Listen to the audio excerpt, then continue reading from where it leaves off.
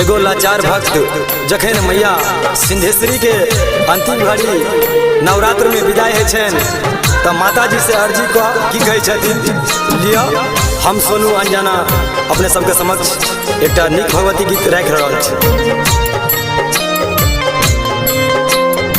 एखन अपने सब सुन रहल छी एमएस म्यूजिक एंड फिल्म्स के शानदार भक्ति में प्रस्तुति। जाए छत जो मैया हमरा नहीं बिसरी हैं, जाए छत जो मैया हमरा नहीं बिसरी हैं। छठी माई के रूप धके कार्तिक में अभी हैं, छठी माई के रूप धके कार्तिक में अभी हैं।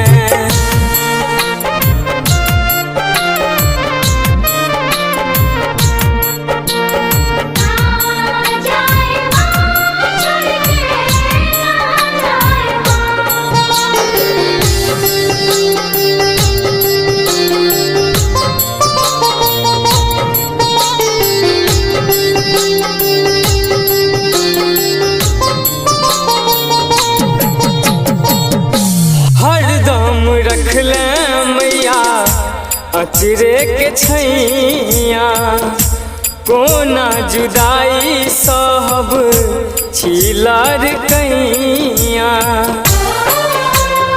एखन अपने सब सुन रहल छी एमएस म्यूजिक एंड फिल्म्स के शानदार भक्ति में प्रस्तुति। हरदम रखले मैया अचरे के छैया कोना जुदाई सब छिलर कैया।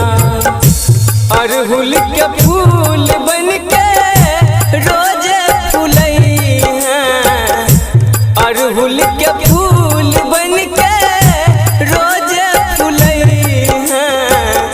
छठी माई के रूप धके कार्तिक में अभी हैं, छठी माई के रूप धके कार्तिक में अभी हैं।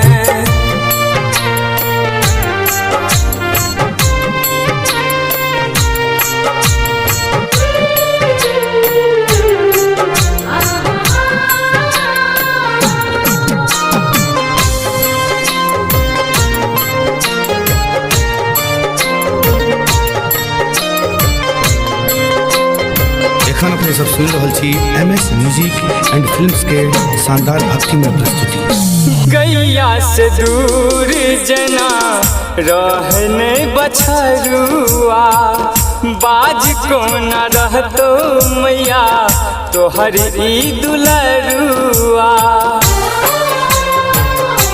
हे माँ माँ गैया से दूर जना रहने बछरुआ बाज को न रहतो मैया तोहर ई दुलरुआ।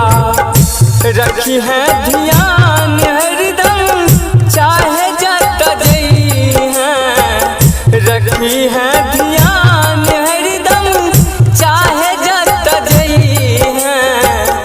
छठी माई के रूप धके कार्तिक में अभी हैं, छठी माई के रूप धके कार्तिक में अभी हैं।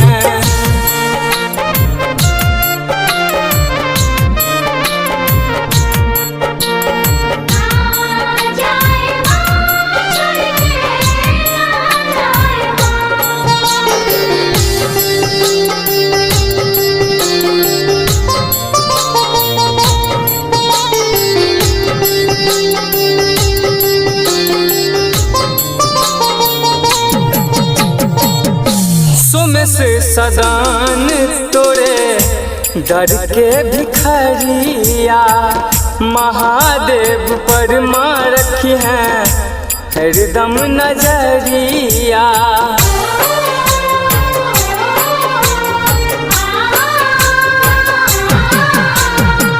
सोम से संतोष तोरे डर के भिखरिया भूषण पर रखी है मैया हरदम नजरिया।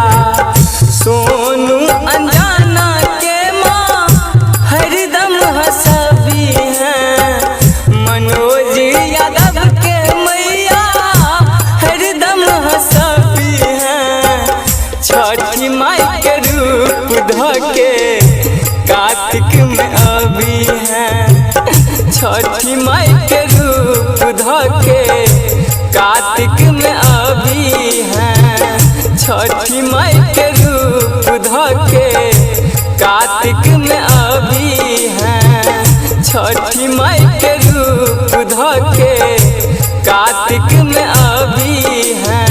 Recorded by MS Music and Films Ozan.